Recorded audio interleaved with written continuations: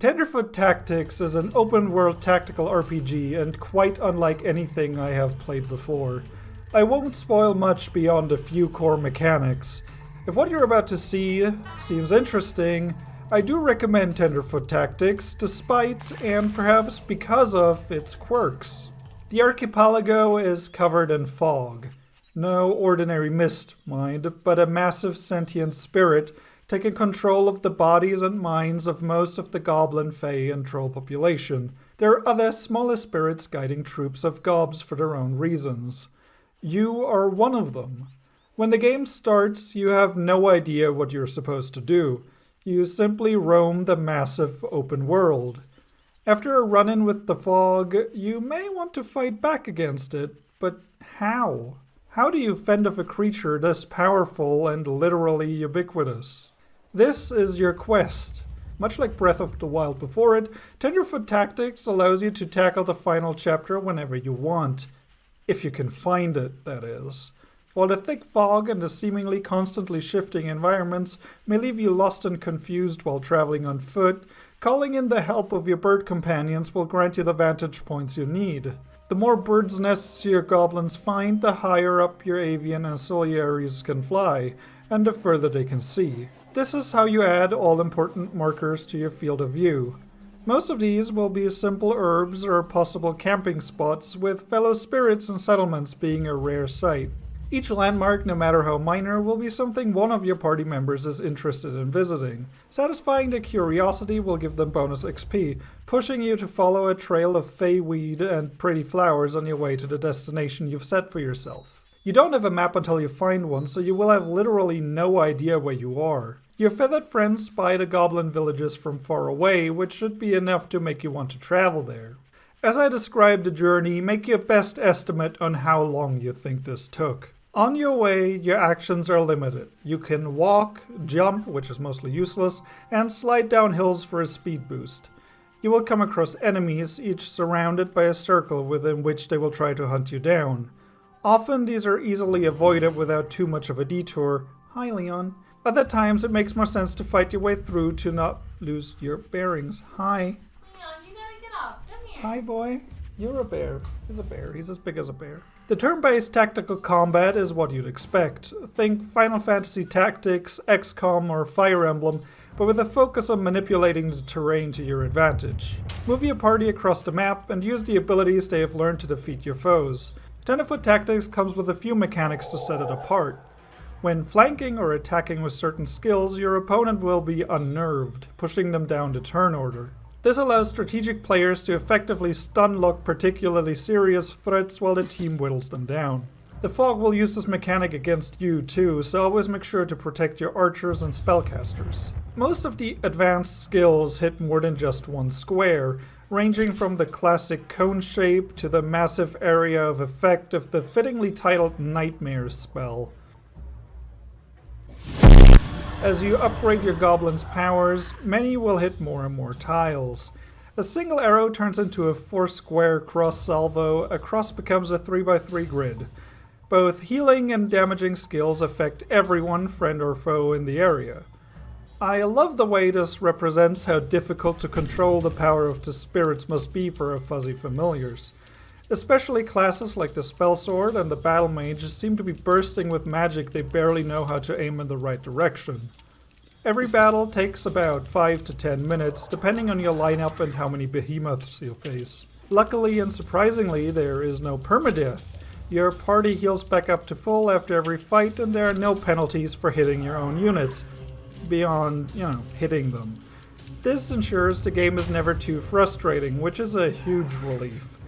Combine that with the elemental effects, growing brushes, burning grass, flooding canyons, and a refreshing absence of any randomness, and you have an impressively deep strategy game on your hands. There is little to see when wandering around, mostly trees and enemies. You won't loot any legendary gear after fighting arbitrary adversaries. It's possible dungeons with hidden riches exist, but if they do, I haven't found them. The world is massive, but largely empty. The speed at which you traverse it is slow on foot and marginally faster when sailing the ocean. It's fairly obvious that half of the challenge in Tenderfoot Tactics comes from the tactics, but your feet will be tested as well. It took me over 3 hours to reach the first settlement. I constantly checked my surroundings using the birds, looking for a point to it all. No memorable geography, just endless forest with the occasional stretch of water. My blank slate goblins leveled up and changed classes. When meeting spirits, I would challenge their teams. During the fight, the masked giant would monologue about the nature of chaos, free will, and existence as a whole. The writing is just far enough up its own ass to make you think, but not so far as to lose you completely. So I arrive in the village. Finally, I thought everything would come together. After hours of walking straight, somebody would tell me what to do, or reveal a new mechanic that'll change everything. But that was not the case. I found a crudely drawn map, which I was now able to display in the bottom right corner of the screen. It had a few major landmarks scribbled on it, a couple of towers, and 4 arrows pointing towards one specific area. At long last, I would be able to navigate the strange world I'd previously stumbled through blindly. But that isn't what Tenderfoot Tactics is about. The game told me that the map isn't magic. It didn't tell me where I was. I had to figure it out myself. The piece of parchment didn't have any settlements on it, so I had no point of reference, making the chart frankly completely worthless. But somehow I wasn't annoyed. I was devastated. All these hours I spent leading my troop across what seemed like an entire continent just to get to the first town seemingly for nothing. I didn't rename any of the randomly generated goblins. Willow and Pascal started it all. Later joined by Nyx, Nettle, Lane, and Claude, none of them have a single line of dialogue or any unique traits beyond which random skills they start with.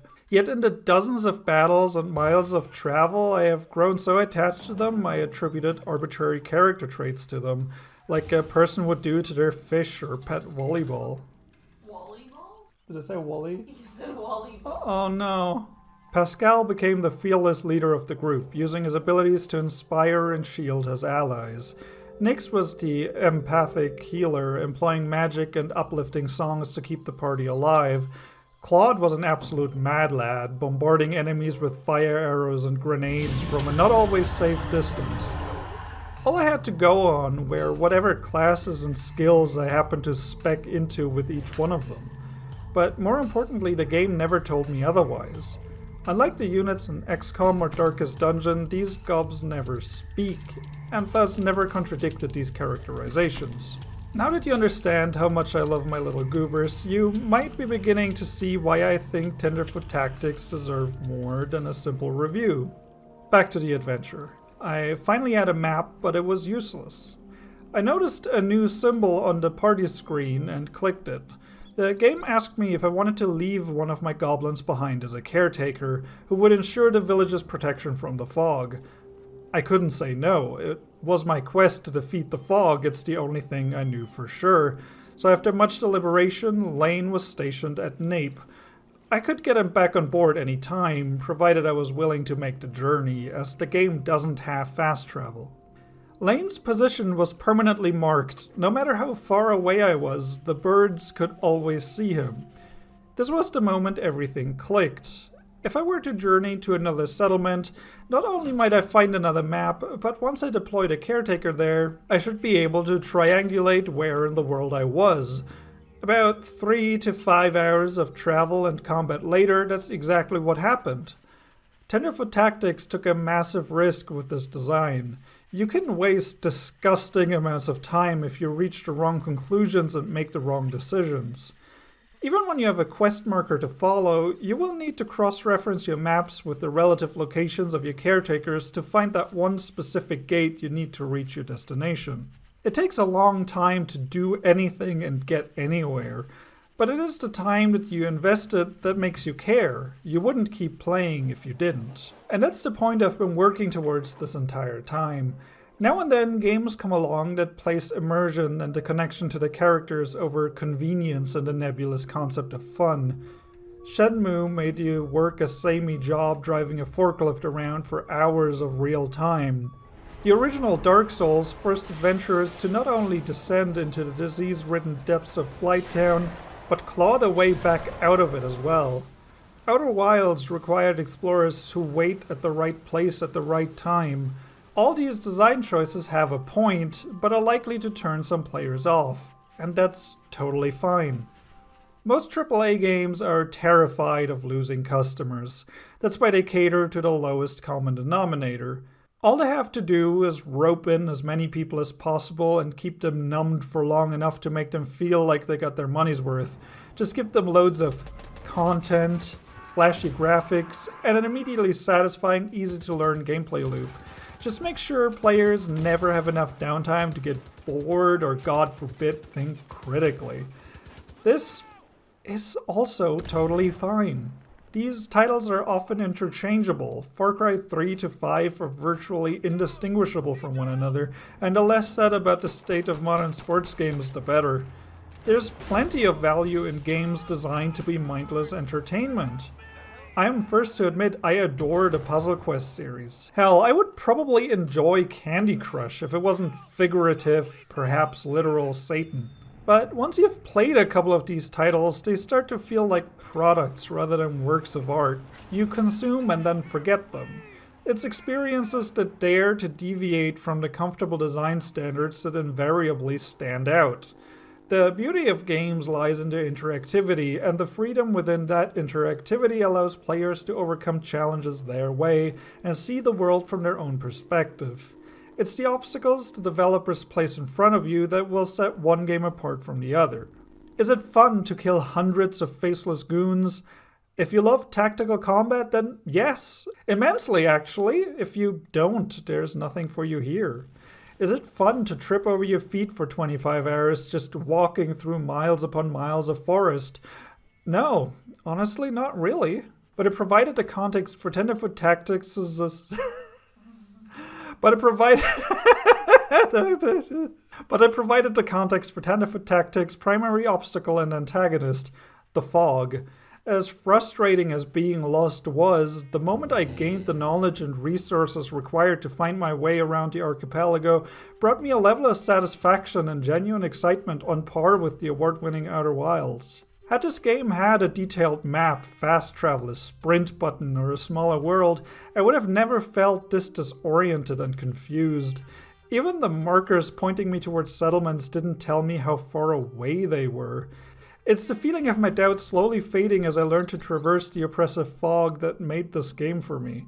The goblins leveled up as they fought for me. That was their job. I leveled up as I guided them. That was mine. All this to say, Tenderfoot Tactics is a unique experience. It offers deep tactical combat, fascinating lore, and hours of walking towards a point in the distance. That's the game Badru, Isa Hutchinson, Isa? Maybe it's Isa. Isa Hutchinson, Michael Bell, Zoe Vartanian, Madison Path, and Taylor Thomas wanted to make. You guys should form a studio, so I don't have to. It's fine though, I love you guys.